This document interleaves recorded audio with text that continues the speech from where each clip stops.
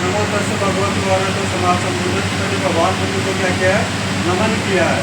जिन्होंने राग द्वेष ईर्ष्या इनको सबको खत्म करके और दया करुणा मैत्री और सबके लिए समता का मार्ग, बराबरी का मार्ग। उनकी एक ही लाइन है, मतलब जो भी ईश्वर प्रकृति है उसको कोई भी ज्ञान प्राप्त कर सकता है, चाहे महिला हो चाहे पुरुष हो, किसी जाति वर्ण धर्म किसी का भी हो, कोई भी इस ज्ञान को प्राप्त कर सकता है। यह सृष्टि कैसे बनी है, क्या ज्ञान है इसका, तो ये बात इन्होंने बताई, इसलिए इनको नमन किया है 4.5 साल पहले। मैं पहले ऐसे था कोई एक आदमी जब नहीं जानता हूँ सारी चीज या कुछ ही नहीं जानता हो, अब वो लोगों को गुलाम बना रखा था, इसलिए नमन किया। अनिच्छा वत संसार और पाद जब प्रकृति में सारी चीज़ें हैं अनित्य, मतलब प्रकृति में जो भी चीज़ बनती है वो नष्ट जरूर होती है। प्रकृति में बनकर के नष्ट हो जाना ही उसको परम सुख बताया गया है।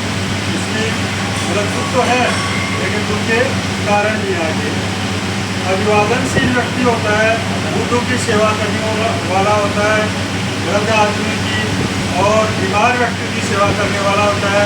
उस व्यक्ति के 4 चीज़ें बढ़ती है, आपके आयु और सुंदरता सुख और बल बढ़ते हैं। इसलिए अपने बूढ़े व्यक्तियों की सेवा करनी चाहिए और अपने बीमार व्यक्तियों की भी सेवा करनी चाहिए। अब एक बार क्या था, भगवान बुद्ध को संजय ज्ञान की प्राप्ति हो गई थी। उस समय एक व्यक्ति आया, आकर के रात्रि के तीसरे पहर में बोला कि भगवान आपने इतने सालों तक ज्ञान प्राप्त किया है, तो आपकी मुक्ति कैसे हो, जिसको आप मोक्ष बोलते हो, मुक्ति कैसे हो? तो भगवान ने बुद्ध ने 38 बातें बताई, जिनको 38 मंगल सूत्र के नाम से जाना जाता है। वो मैं आपको हिंदी में पढ़ करके बताता हूँ। पहला है इसमें मूर्खों की संगति में करना, सब समझ गए होंगे।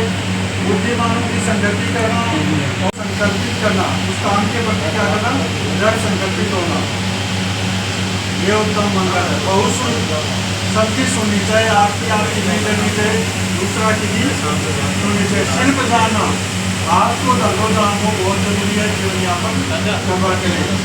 शिष्ट होना, विनम्र होना चाहिए, शिष्टाचार होना चाहिए, सुशिक्षित होना और सुभाषित होना, बोलना भी अच्छा आना चाहिए। माता पिता की सेवा करना, माता पिता की सेवा करनी चाहिए।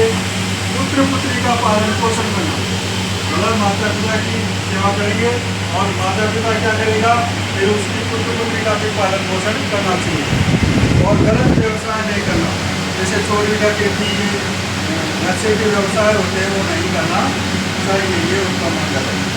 दान देना, धर्माचरण करना, मतलब दान भी देना चाहिए। दान उसी व्यक्ति को देना चाहिए जो योग्य हो, कामिल हो। दान देते साहब को पावा मिल जाए उसको दान देना कोई उचित नहीं, कुत्ते को खाना खिला दो। और बंधु बांधवों का आदर सत्कार करना, भाई बैठे हुए हैं उनका आपस में आदर सत्कार करना चाहिए। निर्दोष कार्य करना, ऐसे कार्य करना चाहिए जिसमें दोष नहीं हो, करना एक उत्तम मंगल है।